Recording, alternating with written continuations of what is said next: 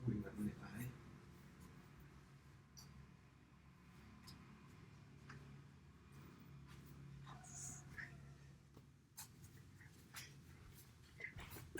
profil nih.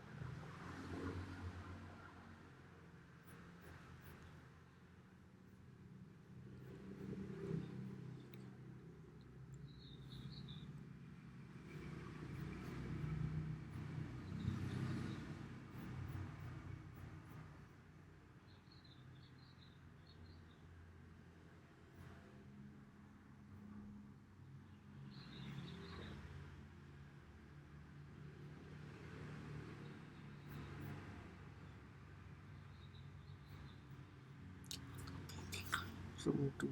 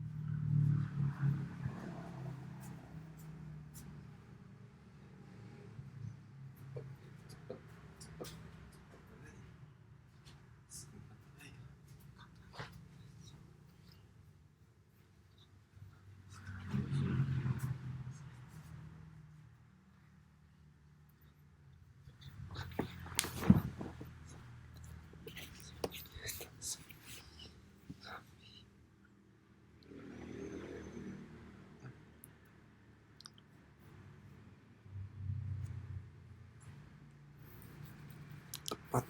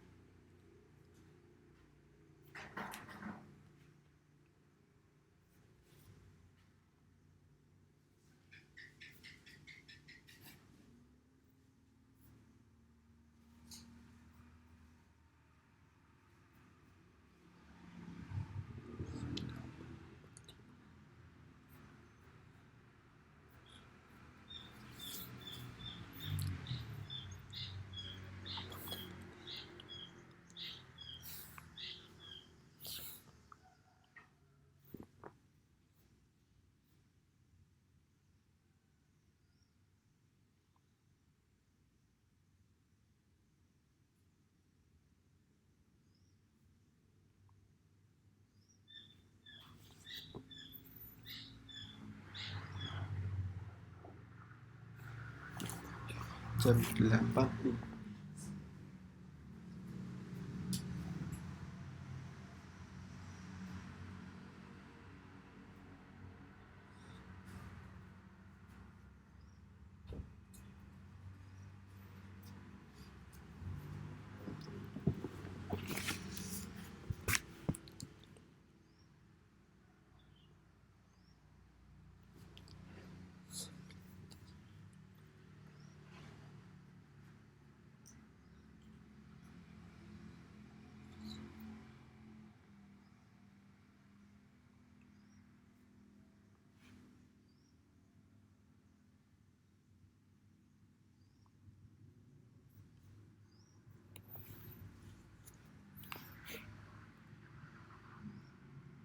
Oh, selamat pagi Mbak Dewi, Mbak Alisa.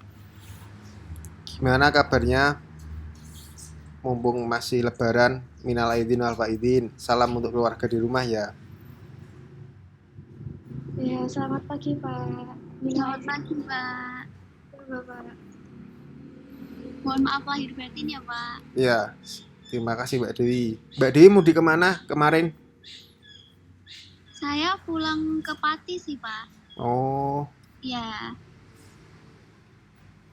Mbak Alisa mudik kemana? Kebetulan saya mudik ke Sragen Bapak. Oh, iya, udah di Semarang semua ini atau gimana? iya beberapa dari kami udah di Semarang semua sih Pak. Ya, nantilah kalau pasti sempet lah. Karena nanti ke depan ketemu saya juga pas acara pidana, terus nanti praktek sidang juga mau tidak mau harus offline. Jadi dipersiapkan aja. Ini saya off kamera ya, karena disambi rapat juga di sini. Jadi kita sebentar aja lah 30 menit sambil nunggu yang lain. Tidak apa-apa.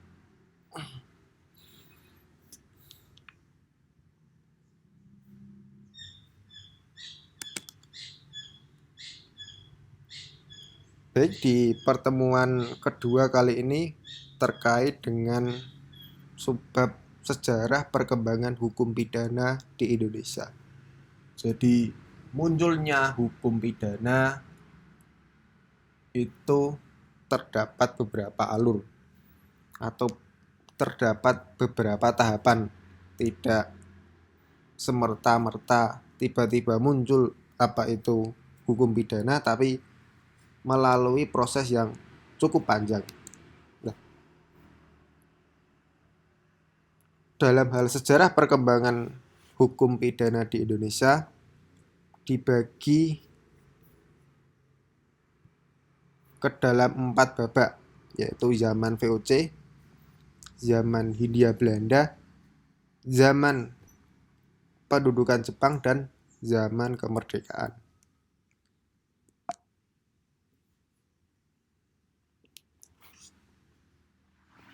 Pertama, ada zaman VOC. Di zaman ini hukum barat atau hukum Belanda masuk ke Indonesia seiring dengan gerakan kolonialisme dengan dalih memperluas wilayah perdagangan. Maksud semula untuk perdagangan berubah menjadi menjajah agar maksud lancar. Pemerintah Hindia Belanda memberi wewenang penuh kepada perusahaan perdagangan atau bisa disebut dengan VOC untuk mendirikan benteng-benteng pertahanan dan mengadakan perjanjian dengan raja-raja di Indonesia. Oleh karena itu, VOC mempunyai wewenang yakni sebagai pedagang dan sebagai badan pemerintah.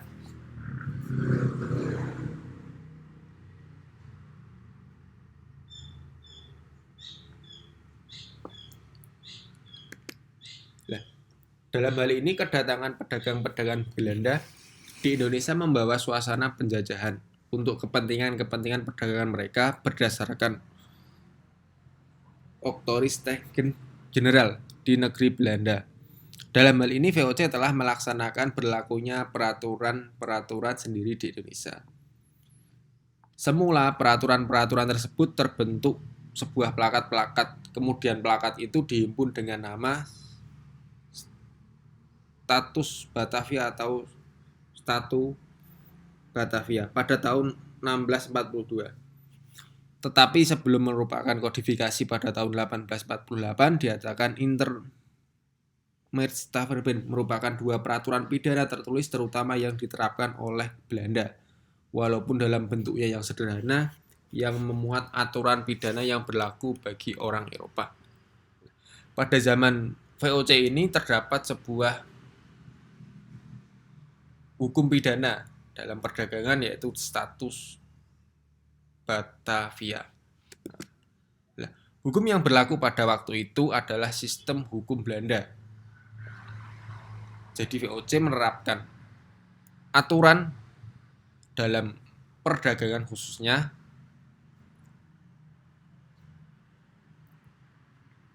Pada mulanya hanya berlaku bagi orang-orang Eropa saja, tetapi dengan berbagai peraturan dan upaya akhirnya dinyatakan berlaku bagi bangsa Asia. Termasuk Indonesia yang menundukkan diri pada hukum Barat secara sukarela atau karena ada perbuatan hukum yang berkenan dengan keuangan dan perdagangan.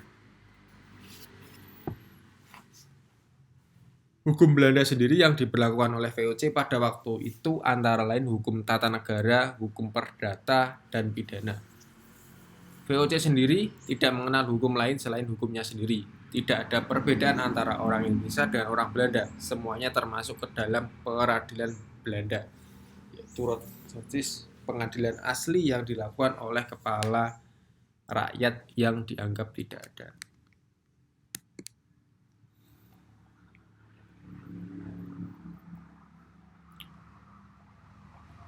Bagi orang Bumiputra atau orang asli Indonesia, meskipun adanya peraturan hukum pidana yang tertulis tersebut, tetap berlaku hukum adat pidana yang sebagian besar tidak tertulis dan pengadilan bekerjanya masih bersifat arbitrer.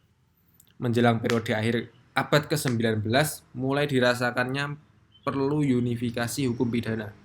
Maka pada tahun 1881, pemerintah Belanda mengadakan kodifikasi hukum pidana yang baru, yaitu Wetboek van Steenberg, dan diberlakukan secara nasional mulai tanggal 1 September 1886 serta sekaligus menggantikan Kode Penal Prancis pada tahun 1866. Barulah dikenal kodifikasi dalam arti sebenarnya, yaitu pembukuan segala peraturan hukum pidana. Periode kedua yaitu pada zaman Hindia Belanda di tahun 1918 sampai dengan tahun 1914, Indonesia pernah jatuh dari tangan Belanda ke tangan Inggris berdasarkan Konferensi London 13 Agustus 1814. Maka bekas koloni Belanda dikembalikan kepada pemerintah Belanda. Di tahun 1881, di negeri Belanda dibentuk suatu kitab undang-undang hukum pidana baru yang mulai diberlakukan pada tahun 1886 yang bersifat nasional dan sebagian besar mencontoh kitab undang-undang hukum pidana di Jerman. Sikap semacam ini bagi bangsa Indonesia baru dengan dibentuknya kitab undang-undang hukum pidana baru dengan firman Raja Belanda pada tanggal 15 Oktober 1915 dan mulai berlaku di 1 Januari 1918 yang sekaligus menggantikan kedua kitab undang-undang hukum pidana tersebut untuk berlaku bagi semua penduduk di Indonesia.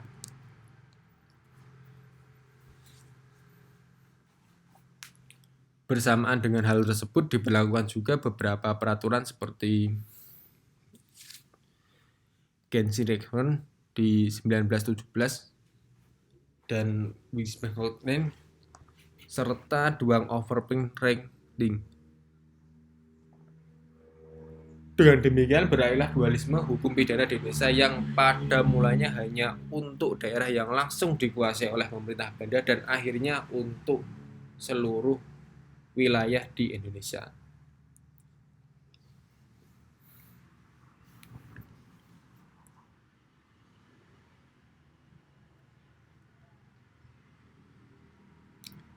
Di periode ketiga ada zaman pendudukan Jepang. Pada masa pendudukan Jepang selama 3,5 tahun, pada hakikatnya hukum pidana yang berlaku di wilayah Indonesia tidak mengalami perubahan yang signifikan. Pemerintah bala tentara Jepang dalam hal ini memberlakukan kembali peraturan zaman Belanda, dahulu dengan dasar Gunserei melalui Osamu Serei. Pertama kali pemerintahan militer Jepang mengeluarkan Osamu Serei nomor 1 tahun 1942. Dalam hal ini pasal 3 undang-undang tersebut menyebutkan bahwa semua badan pemerintahan dan kekuasaannya, hukum dan undang-undang dari pemerintah yang dulu tetap diakui sah untuk sementara waktu, asalkan tidak bertentangan dengan pemerintahan militer. Dengan dasar ini maka dapat diketahui bahwa hukum yang mengatur pemerintahan dan lain-lain termasuk hukum pidananya masih tetap menggunakan hukum pidana Belanda yang didasarkan pada pasal 131 Junto pasal 163.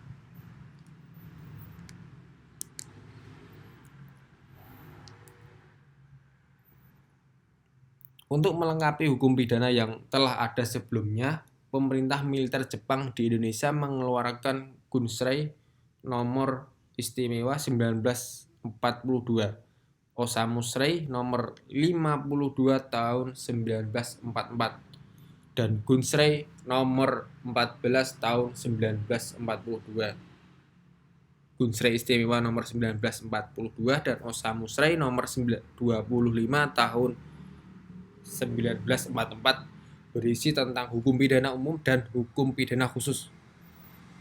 Sedangkan Gunsrei nomor 14 tahun 1942 mengatur tentang peradilan di Hindia Belanda.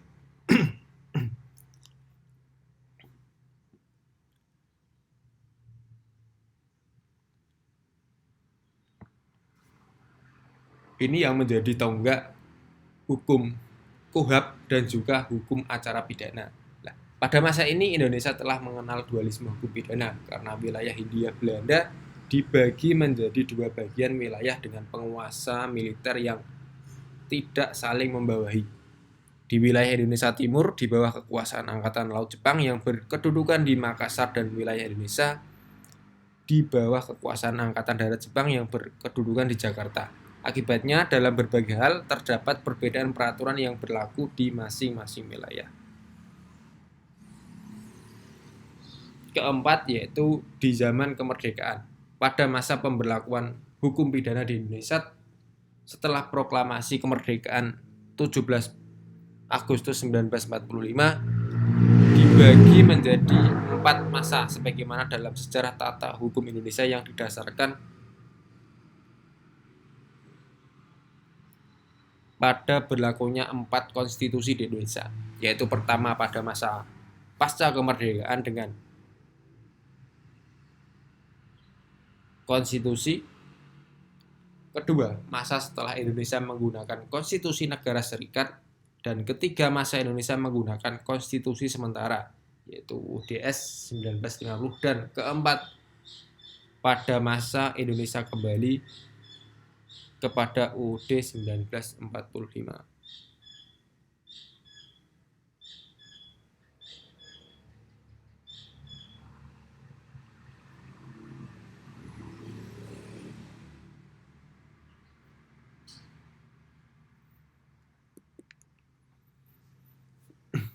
Di masa kemerdekaan di tahun 1945 sampai 1949 dengan diproklamirkannya negara Indonesia sebagai negara merdeka pada tanggal 17 Agustus, bangsa Indonesia menjadi bangsa yang bebas dan berdaulat. Selain itu, proklamasi kemerdekaan dijadikan tonggak awal mendobrak sistem hukum kolonial menjadi sistem hukum nasional yang sesuai dengan jiwa dan kepribadian bangsa Indonesia.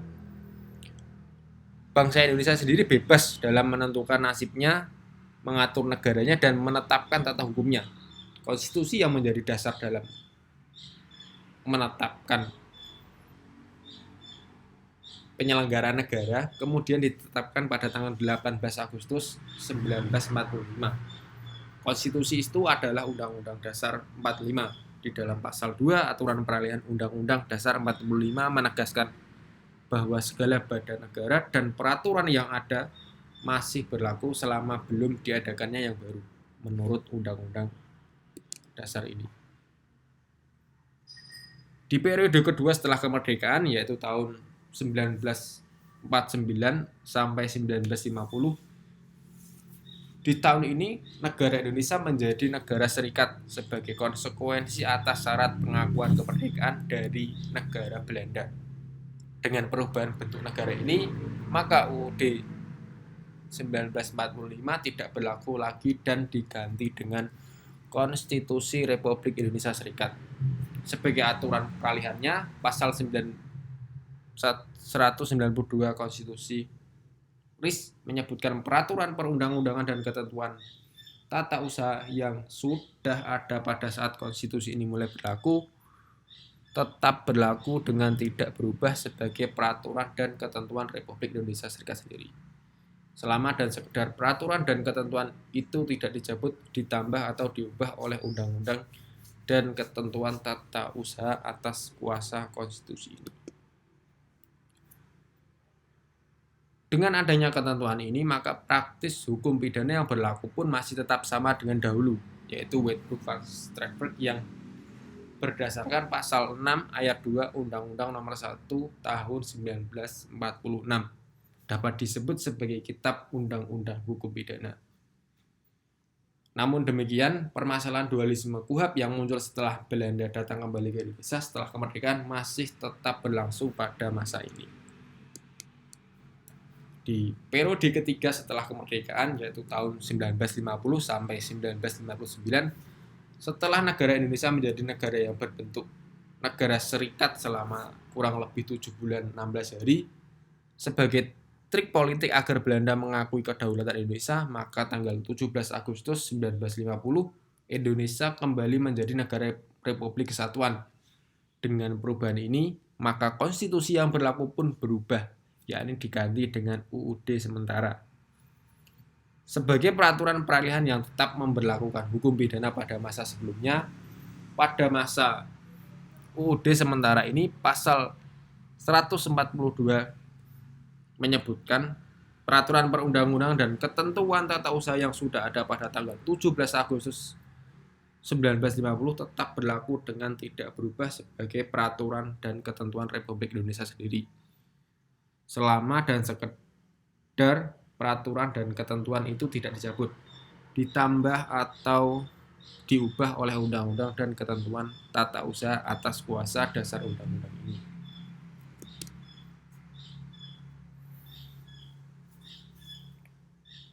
Di periode keempat, yaitu di tahun 1959 sampai sekarang, setelah keluarnya dekret presiden tanggal 5 Juli 1959 yang salah satunya berisi mengenai berlakunya kembali UUD 1945, maka sejak itu Indonesia menjadi negara kesatuan yang berbentuk republik dengan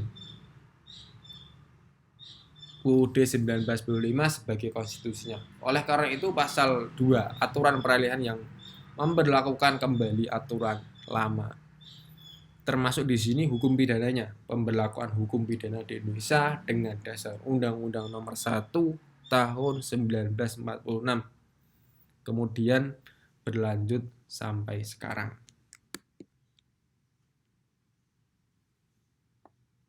Sedikit tambahan, yaitu hukum pidana atau KUHP yang berlaku sekarang adalah hukum pidana yang bersumber dari Kitab Undang-Undang Hukum Pidana atau kita kenal dengan KUHP, sebagaimana ditetapkan pada Undang-Undang Nomor 1 Tahun 1946 dan Undang-Undang Nomor 73 Tahun 1958.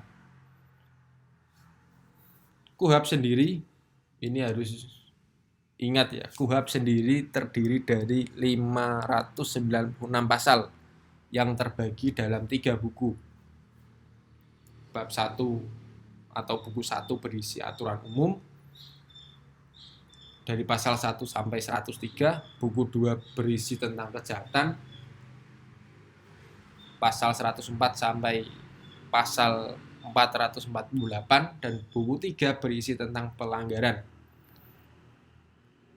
dari pasal 489 sampai pasal 569. Dari intinya KUHP itu terdiri dari 3 bagian. Yang pertama, buku 1 atau bagian 1 aturan umum, buku 2 atau bab 2 tentang kejahatan, dan buku 3 berisi tentang pelanggaran. Nanti ke depan pertemuan selanjutnya kita bedah mengenai kejahatan dan juga pelanggaran.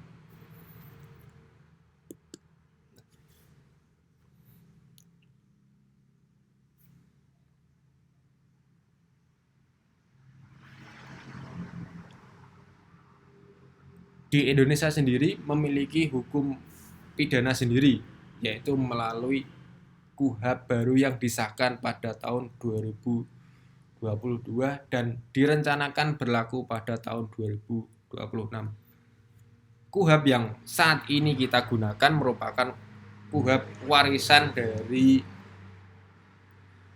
Belanda, jadi turun-temurun. Nanti di tahun 2026 muncul KUHP baru. Pasti teman-teman juga pernah dengar dulu RUU KUHP, bahkan sampai ada yang pasal-pasal yang didemo. Tapi perlu kita apresiasi, selama hampir kita merdeka belum memiliki KUHP sendiri. Hampir 74 tahun kita merdeka tapi belum memiliki KUHP sendiri. Nanti di tahun 2026 itu adalah produk KUHP karya anak bangsa. Kita patut didalami dan juga patut bangga. KUHP baru ini menggantikan KUHP warisan kolonial Belanda yang masih berlaku hingga saat ini.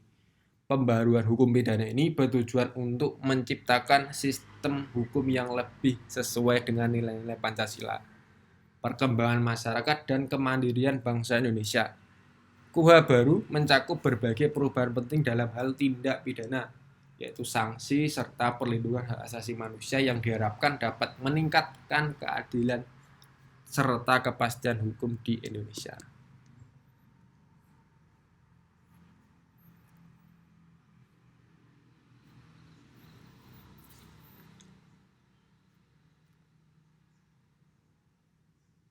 Mungkin itu yang dapat saya sampaikan. Kalau ada pertanyaan silahkan. Kalau ada yang mau tanggapan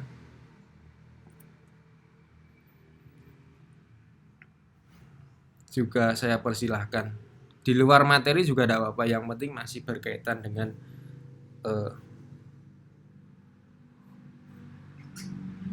hukum.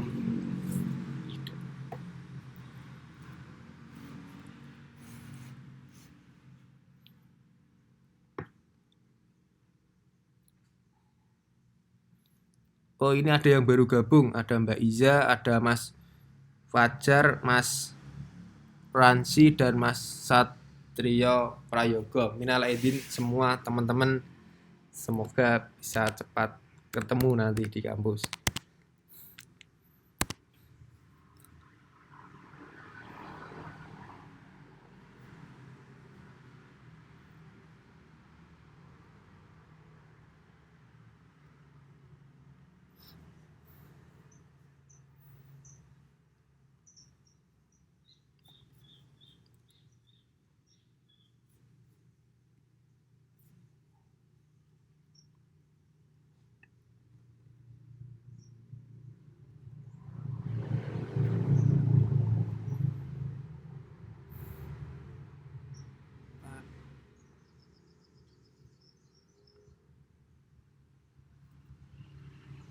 Yang belum tak tanyain, Mbak Iza, kemarin mudik di mana? Mudik atau mudik kemana? Enggak, Pak, di rumah aja. Oh, Ya, soalnya dekat. oh keluarganya di rumah berarti. Oh iya ya. Terus Mas Fajar kemarin mudik di mana? Atau Mas Satria dulu, enggak apa-apa.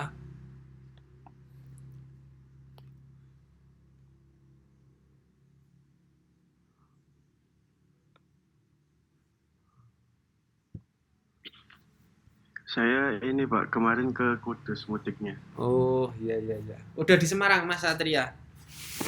Sudah. Oh iya iya iya. Yang belum Mas Fajar sama Mbak Ransi. Mas atau Mbak Ransi ini?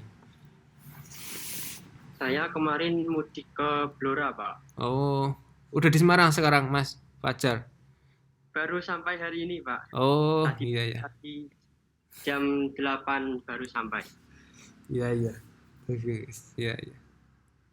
Oh. Ya, semoga bisa offline lah ya. Tak lihat jadwal dulu nih, dinas di Semarang kapan. Moga aja bulan depan lah, maksimal bulan depan bisa lah. Tak sesekali. Ya belum ada suaranya Mbak Ransi sebelum saya tutup.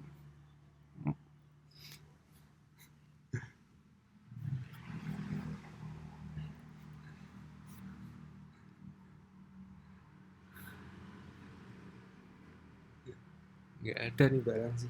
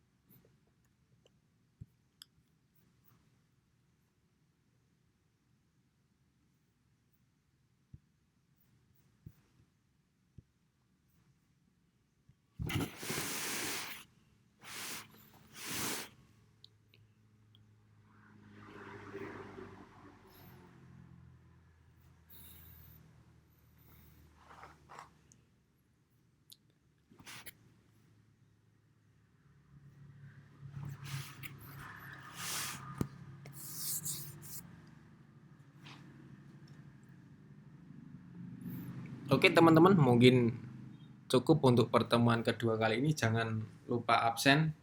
Terima kasih Mbak Alisa, Mbak Dewi, Mbak Iza, Mas Fajar, Mas Ransi, Mas Satrio. Selamat melanjutkan aktivitas. Saya juga melanjutkan meeting kembali. Sampai bertemu di lain waktu. Saya izin live ya. Assalamualaikum warahmatullahi wabarakatuh. Waalaikumsalam. Wabarakatuh. Terima kasih, Pak. Ya, Terima kasih Bapak. ya terima kasih. Ya, terima kasih. Saya harus ini bisa.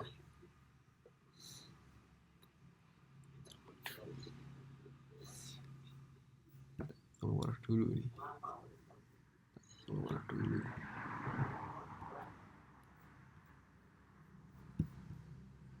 Kak jadi offline ya? Piye pergerakannya piye? Pergerakannya kok